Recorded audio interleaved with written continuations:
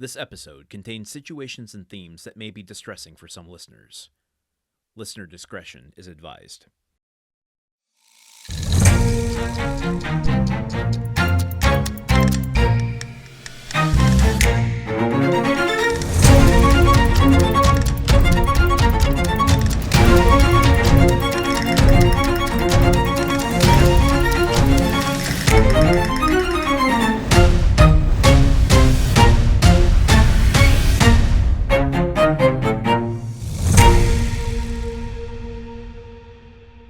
Carlini flew joyfully to Rita, telling her she was saved, and bidding her to write to her father, to inform him what had occurred, and that her ransom was fixed at 300 piastres. 12 hours' delay was all that was granted, that is, until 9 the next morning. The instant the letter was written, Carlini seized it and hastened to the plain to find a messenger. He did find a young shepherd watching his flock. The natural messengers of the bandits are the shepherds who live between the city and the mountains, between civilized and savage life. The boy undertook the commission, promising to be in Frosinone in less than an hour. Carlini returned, anxious to see his mistress, and announced the joyful intelligence. He found the troop in the glade, supping off the provisions exacted as contributions from the peasants, but his eye vainly sought Rita and Cucumetto among them. He inquired where they were, and was answered by a burst of laughter. A cold perspiration burst from every pore, and his hair stood on end. He repeated his question. One of the bandits rose and offered him a glass filled with Orvieto, saying, "To the health of the brave Cucumetto and the fair Rita." At this moment, Carlini heard a woman's cry. He divined the truth, seized the glass, and broke it across the face of him who presented it, and rushed towards the spot whence the cry came. After 100 yards, he turned the corner of a thicket. He found Rita senseless in the arms of Cucumetto. At the sight of Carlini, Cucumetto rose, a pistol in each hand. The two brigands looked at each other for a moment, the one with a smile of lasciviousness on his lips, the other with the pallor of death on his brow. A terrible battle between the two men seemed imminent. But by degrees, Carlini's features relaxed. His hand, which had grasped one of the pistols in his belt, fell to his side. Rita lay between them. The moon lighted the group. "Boo, Cucumetto, what you doing, dude?" Lasciviousness. Lasciviousness. It's a good word, lascivious.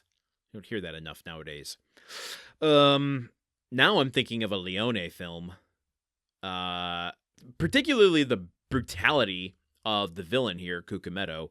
I can see Clint Eastwood going up against him. But this showdown, this kind of stare down between Carlini and Cucumetto, it's a battle of masculinity between the two men.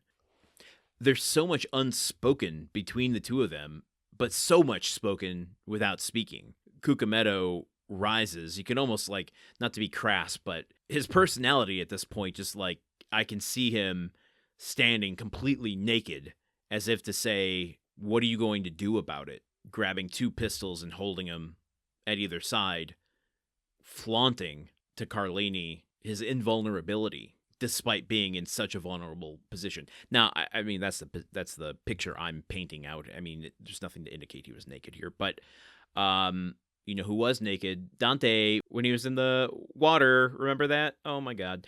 And Carlini staring Cucumetto down here and realizing he's powerless.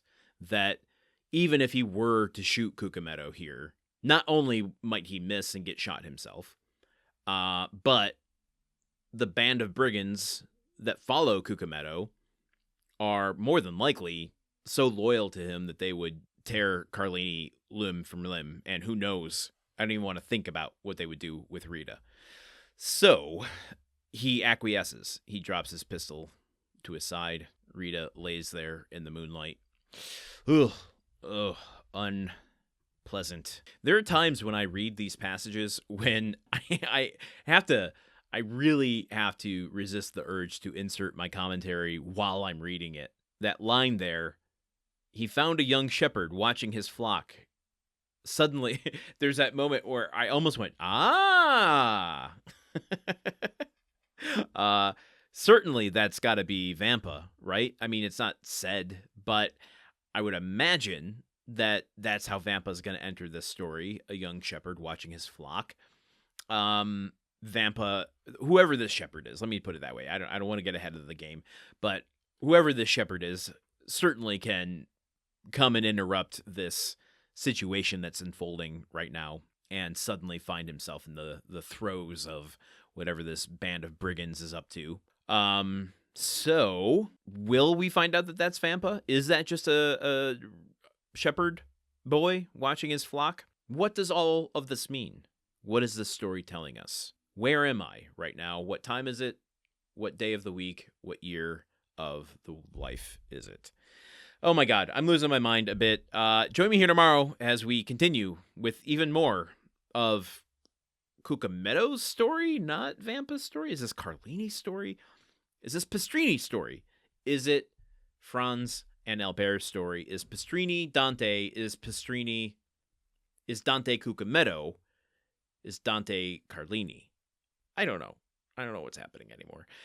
Join me here tomorrow as we continue forth. Sorry, this is so messy. I appreciate you. I do. I appreciate you so much. Okay, bye. The Countdown of Monte Cristo is part of the Gruntwork Podcast Network. This show is produced, edited, and hosted by Landon Solano. The original text of The Count of Monte Cristo by Alexandre Dumas. Theme song by Magic Solo. If you want to support the show and others like it, visit patreon.com/gruntworkpod. Thank you for listening. See you tomorrow.